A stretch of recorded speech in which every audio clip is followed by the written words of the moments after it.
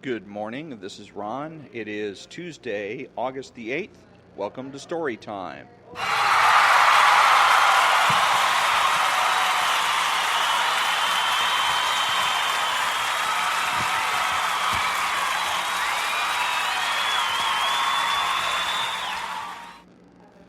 And I've been reading from the 48 Laws of Power by Robert Greene and Joost Elfers. Some play with power and lose it all by a fatal mistake. Some go too far or not far enough. And yet others make all the right moves and are able to draw power unto themselves with almost superhuman dexterity. Throughout the ages, writers and philosophers have asked themselves, what are the lessons to be learned from the successes and failures of our predecessors?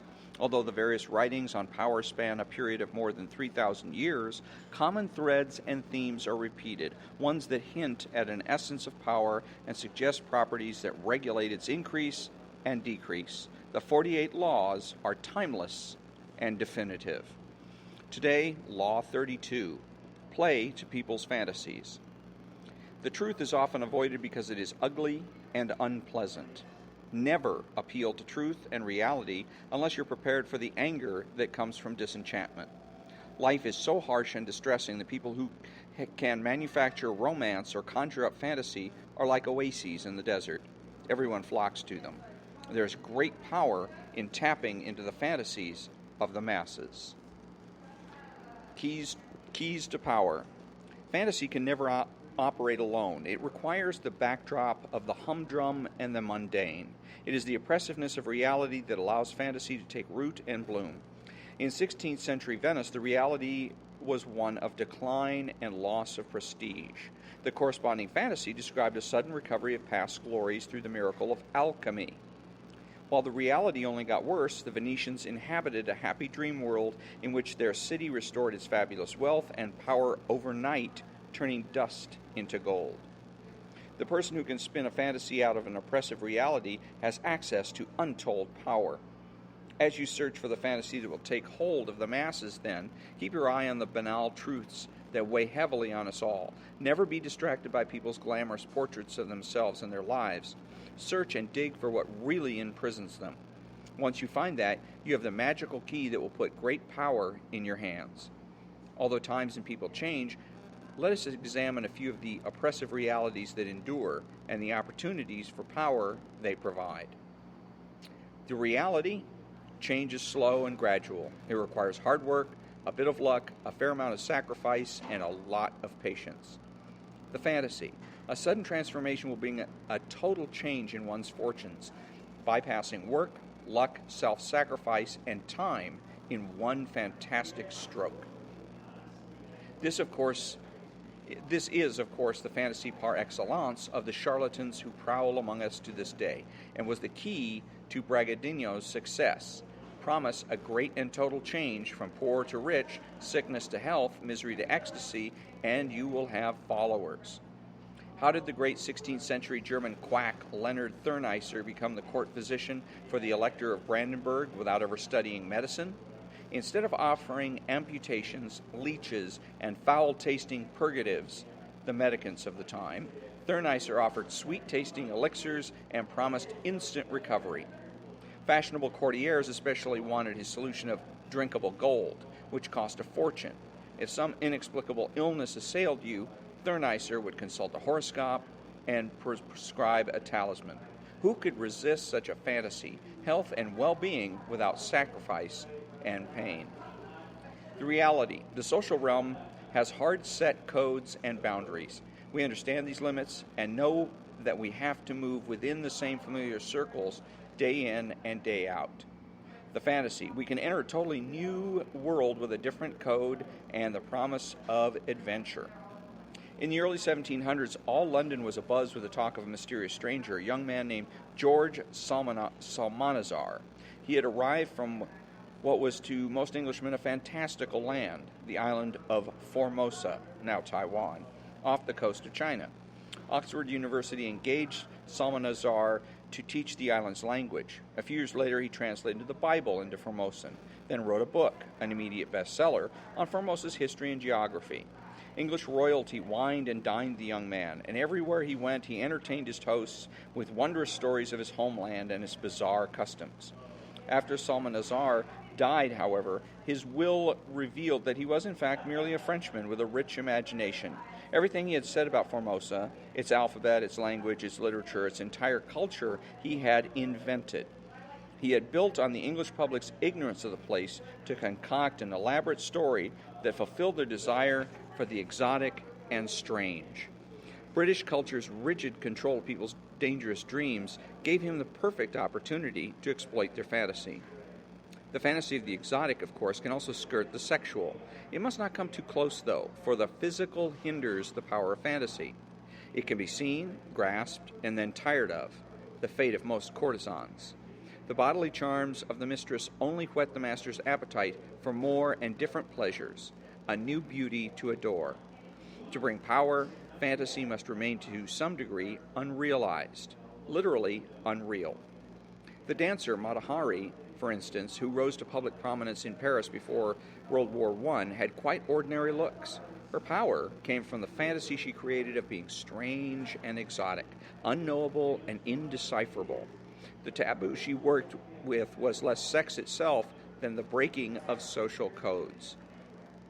Another form of the fantasy of the exotic is simply the hope for relief from boredom. Con artists love to play the game of, or play on the oppressiveness of the working world, its lack of adventure. Their cons might involve, say, the recovery of lost Spanish treasure, with the possible participation of an alluring Mexican señorita and a connection to the president of a South American country. Anything offering release from the humdrum. The reality. Society is fragmented and full of conflict. The fantasy. People can come together in a mystical union of souls. In the 1920s, the con man Oscar Hartzell made a quick fortune out of the age-old Sir Francis Drake swindle, basically promising any sucker who happened to be surnamed Drake a substantial share of the long-lost Drake treasure, to which Hartzell had access. Thousands across the Midwest fell for the scam, which Hartzell cleverly turned into a crusade against the government and everyone else who was trying to keep the Drake fortune out of the rightful hands of its heirs. There developed a mystical union of the oppressed Drakes, with emotional rallies and meetings.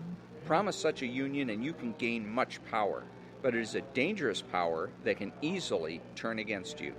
This is a fantasy for demagogues to play on. The reality, death. The dead cannot be brought back. The past cannot be changed. The fantasy, a sudden reversal of this intolerable fact. This con has many variations, but requires great skill and subtlety. The beauty and importance of the art of Vermeer has long been recognized, but his paintings are small in number and are extremely rare. In the 1930s, though, Vermeers began to appear on the art market. Experts were called on to verify them and pronounce them real. Possession of these new Vermeers would crown a collector's career. It was like the resurrection of Lazarus. In a strange way, Vermeer had been brought back to life. The past had been changed. Only later did it come out that the new Vermeers were the work of a middle-aged Dutch forger named Han van Meergren. He had chosen Vermeer for his scam because he understood fantasy. The paintings would seem real precisely because the public, and the experts as well, so desperately wanted to believe they were. Remember, the key to fantasy is distance. The distance has allure and promise, seems simple and problem-free. What you are offering, then, should be ungraspable. Never let it become oppressively familiar. It is the mirage in the distance, withdrawing as the sucker approaches. Never be too direct in describing the fantasy. Keep it vague. As a forger of fantasies, let your victim come close enough to see and be tempted, but keep him far enough away that he stays dreaming and desiring. Reversal. If there is power in tapping into the fantasies of the masses, there's also danger. Fantasy usually contains an element of play. The public half realizes it is being duped, but it keeps the dream alive anyway, relishing the entertainment and the temporary diversion from the everyday that you are providing. So keep it light. Never come too close to the place where you are actually expected to produce results. That place may prove extremely hazardous. After Bragadino established himself in Munich, he found that the sober-minded Bavarians had far less faith in alchemy than the temperamental Venetians. Only the Duke really believed in it, for he needed it desperately to rescue him from the hopeless mess he was in. As Bragadino played his familiar waiting game, accepting gifts and expecting patience, the public grew angry. Money was being spent and was yielding no results. In 1592, the Bavarians demanded justice, and eventually Bragadino found himself swinging from the gallows. As before, he had promised and had not delivered, but this time he had misjudged the forbearance of his hosts, and his inability to fulfill their fantasy proved fatal. One last thing. Never make the mistake of imagining that fantasy is always fantastical. It certainly contrasts with reality, but reality itself is sometimes so theatrical and stylized that fantasy becomes a desire for simple things. The image Abraham Lincoln created of himself, for example, as a homespun country lawyer with a beard, made him the common man's president. P.T. Barnum created a successful act with Tom Thumb, a dwarf who dressed up as famous leaders of the past, such as Napoleon, and lampooned them wickedly. The show delighted everyone, right up to Queen Victoria, by appealing to the fantasy of the time. Enough of the vainglorious rulers of history. The common man knows best. Tom Thumb reversed the familiar pattern of fantasy in which the strange and unknown become the ideal. But the act still obeyed the law, for underlying it was the fantasy that the simple man is without problems and is happier than the powerful and the rich. Both Lincoln and Tom Thumb played the commoner, but carefully maintained their distance. Should you play with such a fantasy, you too must carefully cultivate your distance and not allow your common persona to become too familiar, or it will not project as a fantasy. And that is the conclusion of Law 32, Play to People's Fantasies. And coming up on Thursday, August the 10th, is Law 33, Discover Each Man's Thumbscrew. Everyone has a weakness, a gap in the castle wall. That weakness is usually an insecurity, an uncontrollable emotion or need. It can also be a small secret pleasure. Either way, once found, it is a thumbscrew you can turn to your advantage. And just comment on these laws. Most of them, again, are might makes right and the ends justify the means. They've got no ethical limits. There seems to be no ethics to them. There's no sense of right and wrong. It's just, might makes right and the ends justify the means, which is incorrect. And most of the people that they're describing in here, not people that I think I would care to be friends with, whether they're presidents, kings, con artists, or otherwise. And by the way, I am on location in Lovebird's Cafe and Bakery on Colorado Boulevard in Pasadena, and so if you heard the siren in the background, that's what's going on. So anyways, the whole book kind of leaves you with, it's great entertainment, and I think that the book should be taken that way. Should not be taken seriously.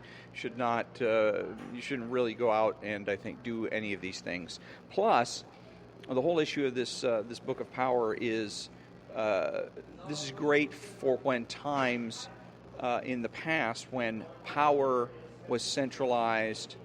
And so you had kings and queens, and you had individuals that wielded more power than everyone else. But today, in modern society throughout the world, power is extremely diffuse. There is very few people, if anyone at all, that can pull off most of the things that they're talking about in this book, because no one individual has that much power. Look at the President of the United States and Congress and the courts, and particularly the battles that have been going on lately. The President makes an executive order. The next thing you know, the court says, no, you can't do that. And then there's appeals, and then Congress may get involved in passing a law about it, or in the case, recent case with Donald Trump, where Donald Trump went out and was giving some kind of hints that he didn't like the performance of his was the Department of Justice, the guy that runs the Department of Justice, Jeff Sessions, and that gave kind of hints that he might fire him. And so there was also those people who were afraid he was going to fire the special prosecutor Mueller. And so Congress went ahead and passed a bill that had a section in it that basically says that if Mueller gets fired, that he has the right to sue and try to get that overturned. So again, power today is much more diffuse than it used to be, not in the hands of very few people like it used to be, for better or for worse. Anyways, that's the Law 32, and we will see you on Thursday for Law 33. Until then, have a great day.